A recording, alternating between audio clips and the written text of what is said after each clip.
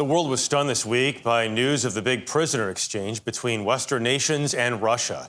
Just before midnight Friday, 3 U.S. citizens who'd been detained in Russia landed safely at Joint Base Andrews in Maryland. They were greeted by President Biden and Vice President Harris before reuniting with their families. It was 10 years ago this month that ISIS terrorists in Syria executed American journalist James Foley and published the horrific images online. Foley had been held captive for nearly 2 years. Grieving but determined, his mother, Diane, set out to help others suffering from the same loss. Now she's telling the story of this journey in a new book, American Mother. Roxana Saberi has the story. Anti-aircraft guns are zooming in and out. We've had some bullets come overhead. These were some of the last glimpses of James Foley doing what he loved, reporting in Libya. This is Jim Foley reporting from downtown Benghazi. And Syria. Government forces continue to bombard Aleppo. He wanted to hear people's stories and share them with others. This was about challenging the system to write about things that are going to maybe have reprisals on my career. If I don't have that moral courage, we don't have journalism. On Thanksgiving Day in 2012, he was kidnapped in Syria by ISIS terrorists. His mother, Diane, says he was tortured for 2 years. And I never heard his voice again, except when just before he was murdered. The entire world is appalled by the brutal murder of Jim Foley by the terrorist group ISIL.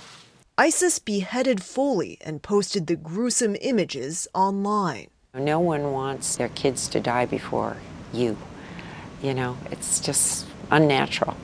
He was the first of what became a series of American hostages killed in ISIS captivity. At age 40, he was the oldest of Foley's 5 children. He was such a talented writer and just a compassionate person. You know, the world was before him, and that's why I've done my best. Her best to learn from her loss. I was quite ignorant about our hostage policy, and I relied on our government to help me when, in fact, they never planned to. In her new book, American Mother, co-written by Irish author Colum McCann, she describes her despair. I had seen injustice all around. I had seen a government that had abandoned its citizens and left the survivors to pick up the pieces of the wreckage. You felt the government had abandoned its citizens. They had. The only government official who was truthful to us as American families told us in the spring of 2014 that our government would not negotiate with terrorists, and if we as family members chose to pay ransom, we might in fact be prosecuted. And I realized, oh my God, it's up to us. And it was like too late. But within weeks, Foley began transforming her anguish into action. 4 Americans were publicly beheaded. Where is our outrage as Americans? She launched the James W. Foley Legacy Foundation, providing funding and a network of support to families of U.S. hostages abroad, while pushing the government to do more. In 2012, 2014, there was no one whose job it was to bring innocent Americans home.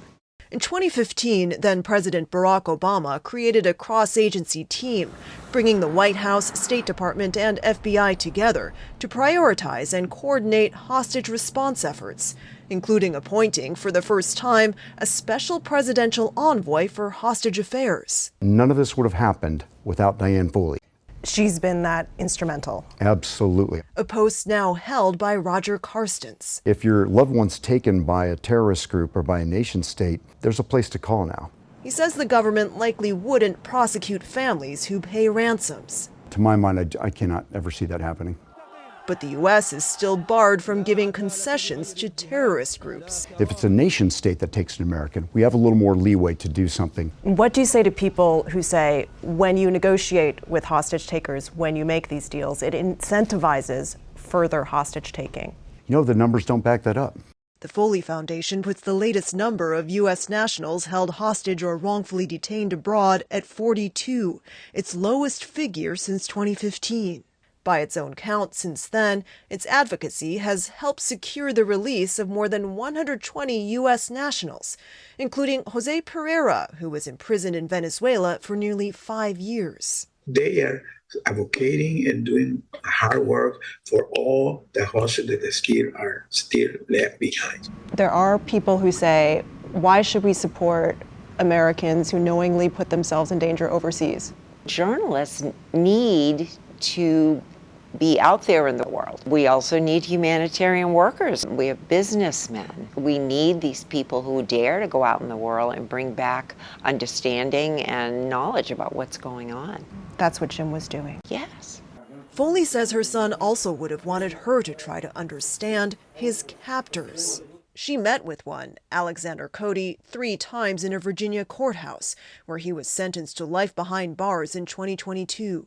McCann wrote about their last goodbye. She steps across and reaches out her hand to him.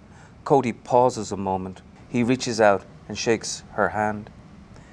Peace be with you, she says. He has not intentionally touched the hand of a woman in a long time.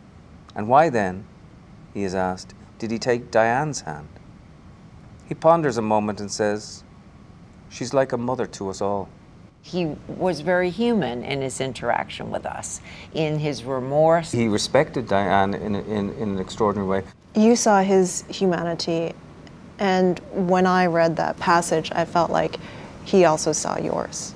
That's the part that was the grace of the moment. Foley says her son's spirit has been guiding her for the past decade. I've failed Jim in a lot of ways, though, but I have to forgive myself for some of that. Now she hopes others will carry his torch There's still a lot of work to be done. and keep his legacy alive. I want Jim to inspire others to use their gifts for good. Our world needs that. For CBS Saturday Morning, Roxana Saberi, Chicago. What a great story and good for her. Oh, absolutely. It's amazing how parents, how mothers take loss and turn it into action. And you saw Evan Gershkovich's mother greet him at the airport. He was the big story this week, but also worth considering. You know, the Journal did such a great job keeping his name in the news.